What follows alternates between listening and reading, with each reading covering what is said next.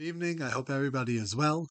Okay, it says 3 times in the Torah, "Lo tavashel gedi bechalev imo." Do not cook a kid in its mother's milk.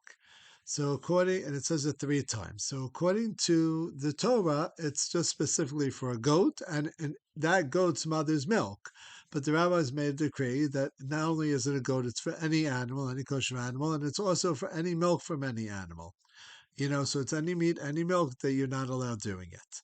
And the reason that it says it 3 times in the Torah is one time they say that you're not allowed cooking them together.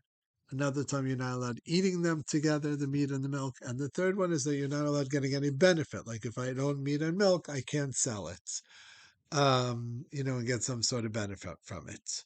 We're very strict as far as with what enters our mouths. And there's a joke my children once told me that, again, it's a joke, no one should take offense, that the Chinese eat everything that has legs except for the table.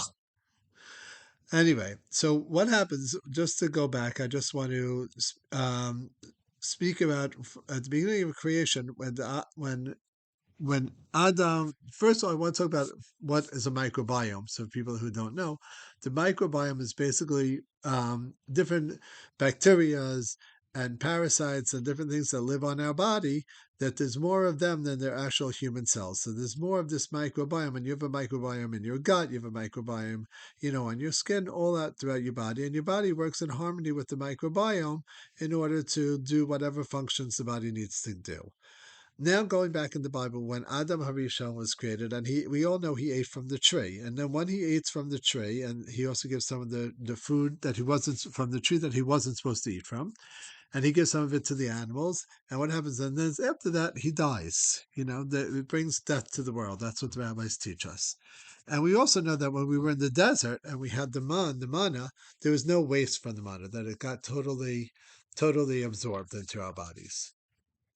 So now, what this is what I think has a little bit to do, and I'm going to try and hopefully, while writing a book, I'm trying to develop the ideas a little bit further. So I apologize if they're not so far along.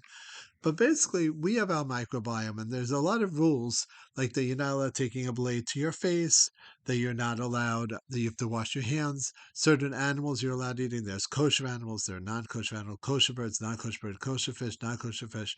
There's different things when you do a bris milah that you could introduce the microbiome. When there's a pet rechem, when there's for the redemption from the first womb from the baby. There's kiddush when you drink wine or whatever other people possibly drink from the same cup as you. We salt our meat. We don't eat dead flesh. There's a lot of things that we do that seemingly, whether that was the purpose or not, which that we can never say that there's a natural purpose for some things, because we do everything because God commanded it. But these are things that are just interesting to note, that we're all helping our microbiome. Like when we do this, we have a healthy microbiome. That it seems like all these things that we do, even though we don't know exactly how everything works together, but it seems like it is beneficial to each and everybody's microbiome.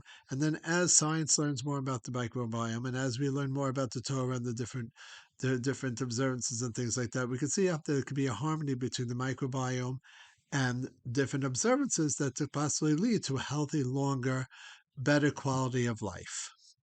And like I said, I look for like skin not allowing blood.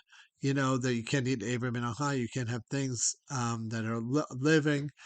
While it's still alive, you can't eat it. And like I said, we're going to mention all these things.